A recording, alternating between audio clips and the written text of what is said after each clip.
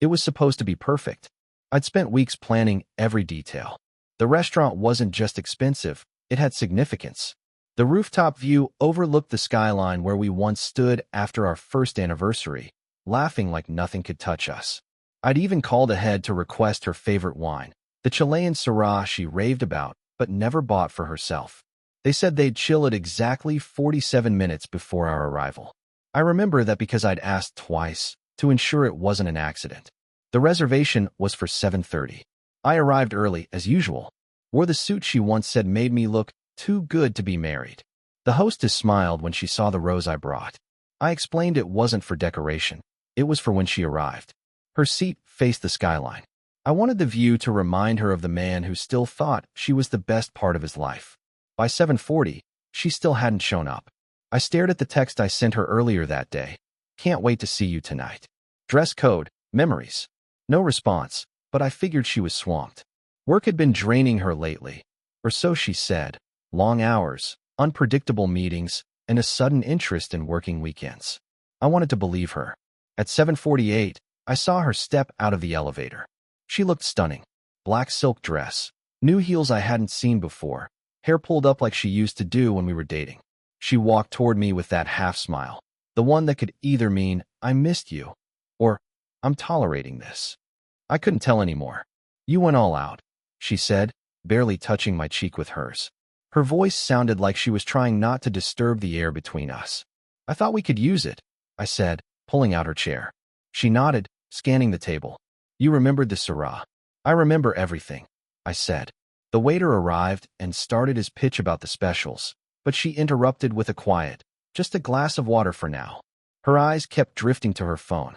She placed it face down, but not before I caught a glimpse of a message preview. It was short, just 3 words.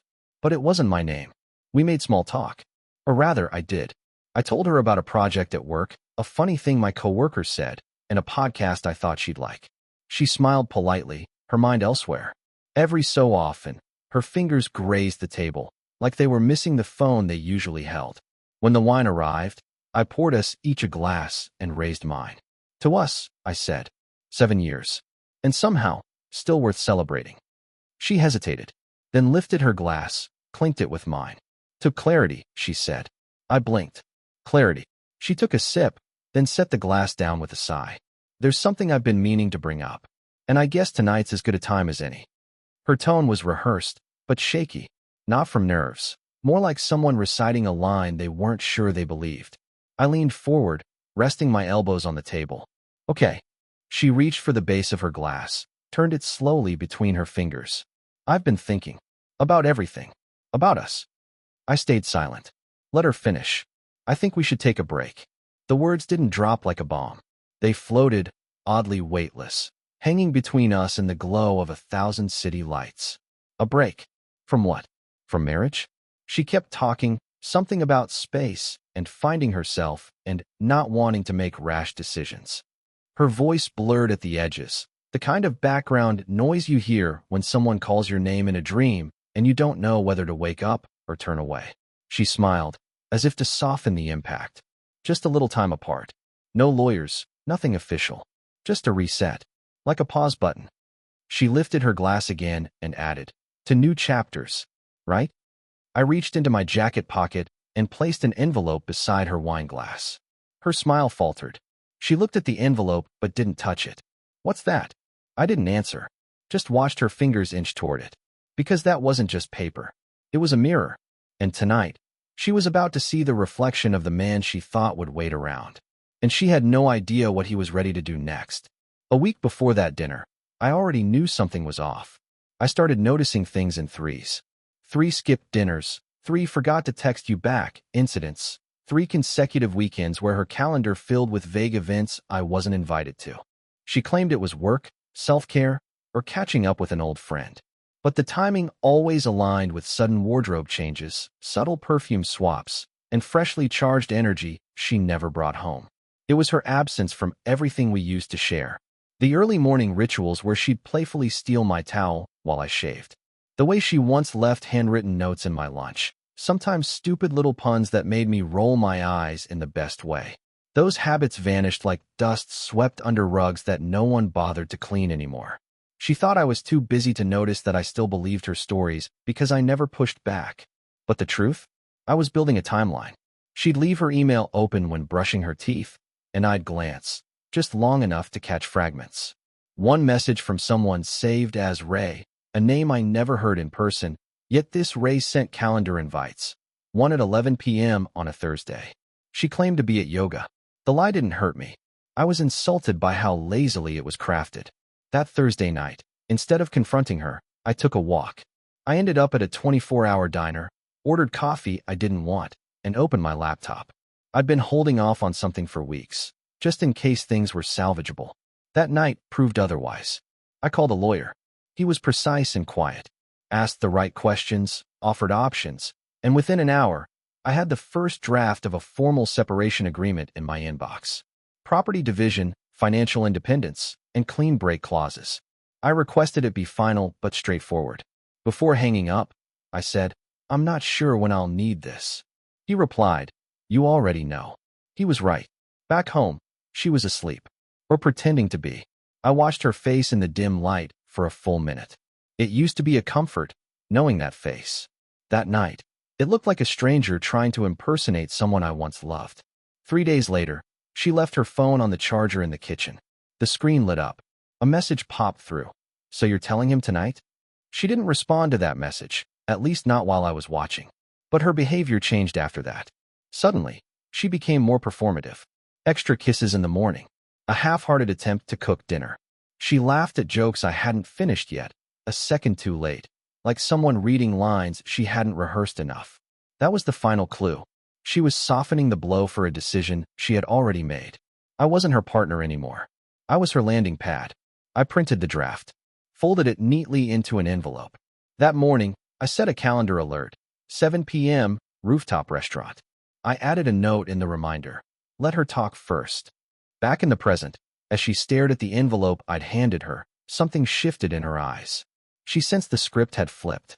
"What's in here?" she asked. Something prepared for this exact moment. The table between us became a silent battleground. She reached for the envelope, paused halfway, then pulled her hand back like it might burn. "Are you angry?" she asked. "No. I'm ready." The glass of Syrah remained untouched on her side. Mine was nearly empty. "I thought you'd need time to process," she murmured, eyes darting to the skyline, then back to me. "This isn't what I expected." I leaned forward, just enough to cut through the performance. "You expected me to beg you to stay, or offer some romantic counterproposal to prove how much I care." She opened her mouth to object, then closed it. I continued. "You wanted a break. You already packed one foot out the door. I just opened it wider." She folded her hands in her lap, suddenly unsure of what to do with them. "I never said I wanted to end it. I just needed space."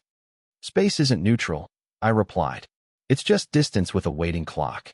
Her expression shifted from calculated detachment to genuine unease. For the first time in weeks, I had the floor, and she knew it. "What happens now?" she asked. "You read that when you get home. Or don't. Either way, I won't be circling back to this table." She sat quietly, digesting the shift in dynamics. The rooftop had cooled slightly as the wind picked up. I stood, adjusted my jacket, and placed enough cash to cover dinner and the bottle we never finished. "You can stay and enjoy the view," I said as I turned to leave. "That's what breaks are for, right? Taking in what you're about to lose."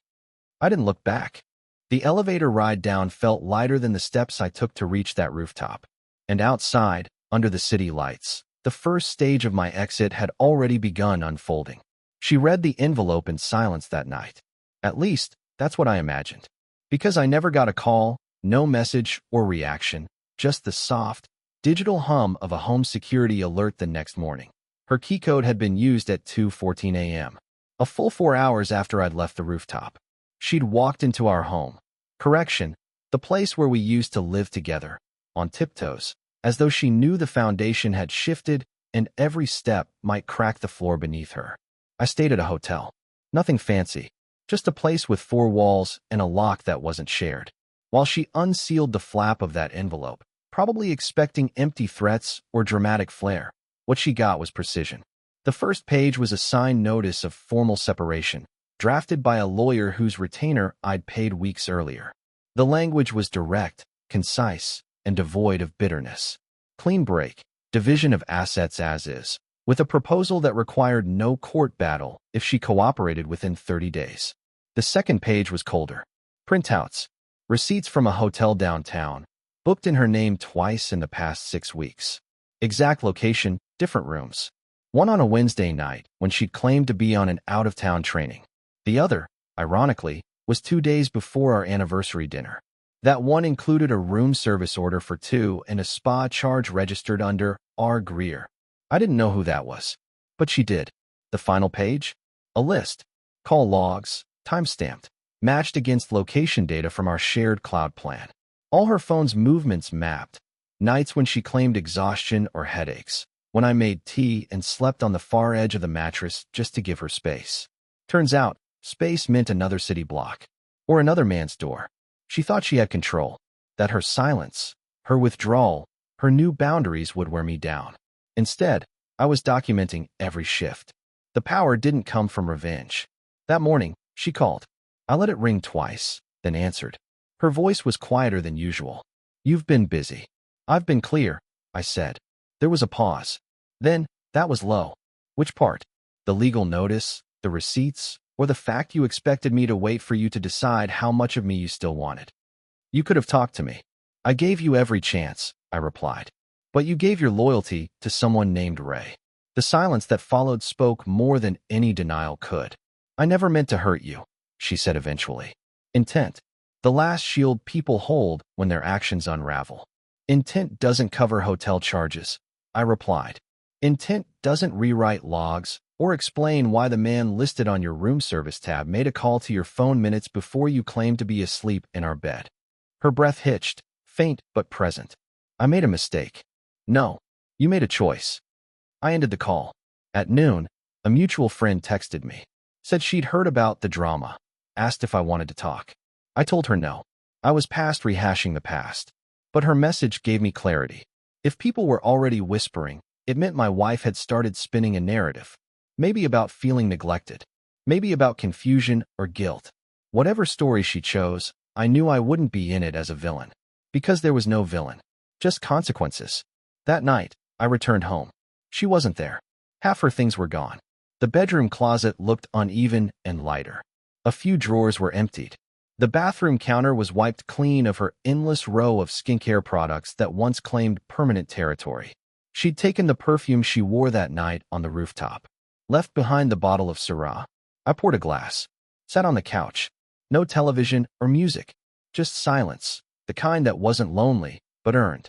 I pulled out my laptop and opened a folder I'd saved weeks prior. Contingency. Inside were scanned copies of everything. Legal notes. Asset breakdowns. And one message I hadn't sent yet. An email addressed to R. Greer. Never opened. Never finalized. The draft reads simply. Next time you build something on someone else's commitment, be sure she's finished with the last one first. I deleted it. Because I didn't need him to feel anything. That night, I changed the locks. The locksmith asked if I was moving or breaking up. I said, neither. Just securing what I built. His smile was sympathetic. She takes a lot with her? I thought about it for a second, then answered, just the lies. Everything else stayed behind. When he left, I stood by the door, staring at the place where her shoes used to clutter the entryway. The floor looked cleaner.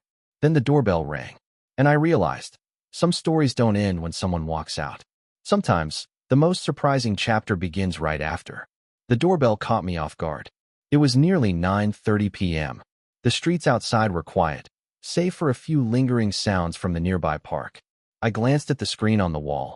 The motion detector showed a woman standing with her arms crossed, half turned from the camera, as if unsure whether to face it directly. Tara, one of her oldest friends. We'd shared countless meals, awkward double dates, even a few family holidays when she had nowhere else to go. She always seemed like the grounded one in their group, the one who offered logical suggestions when the others leaned into chaos. Seeing her now, standing on my doorstep, felt like the past refusing to fade quietly. I opened the door. I won't stay long, she said. There's something you should know. She looked different, less curated. Hair pulled back hastily, sweatshirt sleeves pushed to the elbows, face stripped of its usual armor. She wasn't here to console. She came burdened. I stepped aside. Kitchen's warm. She followed me in, eyeing the wine bottle on the counter, the half-full glass beside it. "Sarah?" she asked. "Anniversary gift to myself." That drew a short, humorless laugh. Fitting. We sat. No pleasantries exchanged. She glanced once toward the living room, then straightened. "She's spinning the story," she began. "You said you blindsided her. Claimed she was overwhelmed. That you had shut down emotionally for months." I raised an eyebrow. She should have pitched fiction instead of consulting. Tara didn't smile. "She told the others you were cold, distracted, and uninterested in fixing anything. That you changed." "She isn't lying," I said. "I did change. Right after she did." Tara leaned forward, fingers tapping the rim of her glass. "I believed her. Until last week."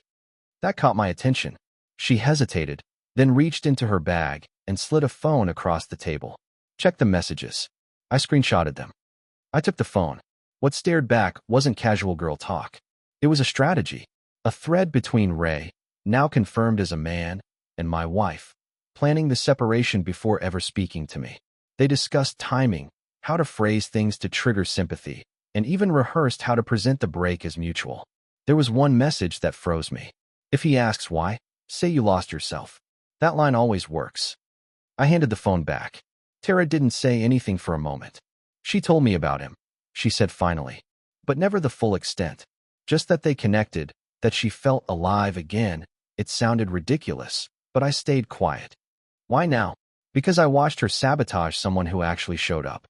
You deserved more than a performance." "And because," she paused, lowering her voice, "I know what it looks like when someone who's done nothing wrong still carries all the guilt." There was no hidden agenda in her voice. Only regret. She wanted the best of both worlds, Tara continued. Freedom without fallout. Exploration without consequence. And she thought she'd get it because you always played the steady one. "She thought I'd hold the door open," I said. "She thought you'd still be waiting inside." We sat in silence again, the weight of unspoken things lingering. Eventually, she asked, "What now?" "She left," I replied. I just agreed with her decision. Tara nodded. "You're handling this better than I expected." "I've had time to practice."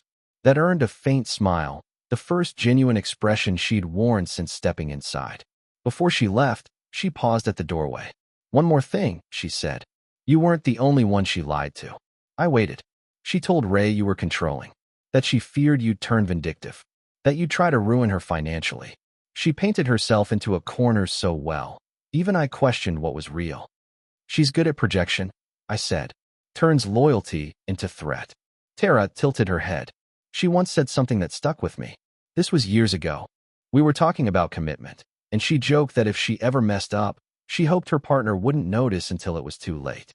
I didn't answer. She lingered a moment longer, then gave a quiet nod and stepped into the night. After she left, I retrieved the folder I kept in the bedroom safe. Opened it. Inside were all the things I hadn't yet filed. Final draft of the separation agreement, a notarized statement from my lawyer outlining spousal asset protection terms, and the item I saved for last, a letter. It was the letter I wrote when I first suspected the unraveling had begun, and it was dated 4 months earlier. I'd outlined my fears, my observations, my slow realization that the person sleeping beside me no longer shared the same dream. I'd folded it, sealed it, and vowed only to open it if I ever doubted my decision. I unfolded it now. Reading it reminded me why this wasn't just self-preservation. It was survival. A few lines stood out. "If she ever asks what changed, tell her this. Your silence started speaking louder than my love." I just finally listened. I placed the letter back in the folder, and as I reached for the wine glass, my phone buzzed. Unknown number. 3 words. "Can we talk?" Her message wasn't unexpected. People like her rarely disappear. They linger, pull at threads, test the seams for weakness. "Can we talk?" was less a question and more a script cue, assuming the audience hadn't already left the stage. I stared at the screen for a full minute before replying. "Tomorrow, 6 p.m., Cafe on 8th. Neutral ground. Public. No excuses to twist the narrative into another performance." She read the message immediately. Typing bubbles came and went. Eventually, a single word arrived. "Okay." The cafe smelled of warm bread and burnt espresso. I arrived first, claimed a corner table, and ordered a drink I wouldn't finish. When she walked in, her eyes scanned the room like she was expecting a different version of me to greet her, one with softer edges, maybe an open posture. But I sat straight, arms relaxed, gaze steady. She approached slowly. "Hi." I nodded, no invitation beyond that. She sat across from me, exhaling a rehearsed breath. "Thanks for agreeing to meet." I offered nothing. She leaned forward, hands clasped. "I owe you an explanation." "You owe me nothing." Her lips parted, uncertain how to proceed without the usual prompts. This time, I wasn't offering any lifelines. "I made mistakes," she began, choosing her words carefully. Things spiraled. I convinced myself that a little space would help, that we could reset. I didn't plan for it to fall apart like this. "You made deliberate moves," I said. Nothing about them resembled spiraling. She paused, then looked down. "Maybe I didn't want to feel guilty. Perhaps I thought if I found reasons to blame you, I wouldn't have to face what I was doing." And now, her eyes met mine. Now I realize I was building exits before ever asking if the house could be fixed. I stirred the coffee, watching the foam spiral. "You sent a text on our anniversary." I was scared. Of what? Of staying and feeling empty. Of leaving and losing everything. I let her words settle between us like dust across old furniture. Then I spoke, evenly. "You said you needed a break." She nodded. "So I broke it." A muscle twitched in her jaw. "I've read the paperwork," she said, quieter now. "It's thorough." I prepared. "I can see that." A silence followed. This one wasn't comfortable. It pulsed with things unspoken, but I gave her no permission to unravel them. She finally asked, "Was there a moment you stopped loving me?" The question held weight, but lacked the courage of genuine remorse. She wanted pain, perhaps even closure, but she wouldn't find either here. "I stopped recognizing you first," I answered. "Then I started recognizing myself again." Her shoulders dropped slightly. "I kept thinking you'd fight for us." "I fought, just not the way you expected." She nodded, biting the inside of her cheek. I looked at her fully now. Her hair was the same, her posture familiar. But her presence felt unfamiliar, like a guest wearing a mask of someone I used to wake up beside. "You once said we needed clarity," I said. She flinched slightly. "I remember." "Well, this is it. Clarity." She glanced away, toward the window, watching people pass without seeing any of them. "Is this really how it ends?" I reached into my jacket, pulled out a folded napkin, set it gently on the table between us. She unfolded it slowly. Inside, written in my hand, "You never finished that toast." Beneath it, "Neither did we." Her eyes closed for a long beat. When they opened, they held something raw. Not hope, understanding, regret's quieter cousin. "I never wanted it to be this," she whispered. "I know." She folded the napkin again and placed it back on the table. "And the friend who came to you, Tara?" She told the truth. "That's more than you ever gave her credit for." She nodded once, eyes brimming, then composed herself. "I won't contest the terms," she said. "I'll sign everything." "You already did. 2 days ago." Her face stilled. Then she laughed, one short breath of irony. "Of course you're ahead of me." I stood. She followed. At the door, she turned. "Would you ever consider speaking again someday? Not now. Just eventually?" I stepped closer, met her gaze without animosity, just clarity. "I'm not angry. I'm just done carrying something that's already been dropped." She stood there as I walked away, the cafe doors swinging closed behind me. Outside, the sky had shifted. The weight of pending storms had passed. I slipped on my coat, turned the corner, and exhaled the last breath I'd held for weeks. At home, the bottle of Syrah waited, still unopened, resting on the counter where it belonged. This time, I poured a single glass. To endings. To silence that finally made sense. And with that final glass, I reclaimed what she never understood was mine all along: peace. Dear listeners, please share your thoughts in the comments, and do not forget to like, share, and subscribe to the channel.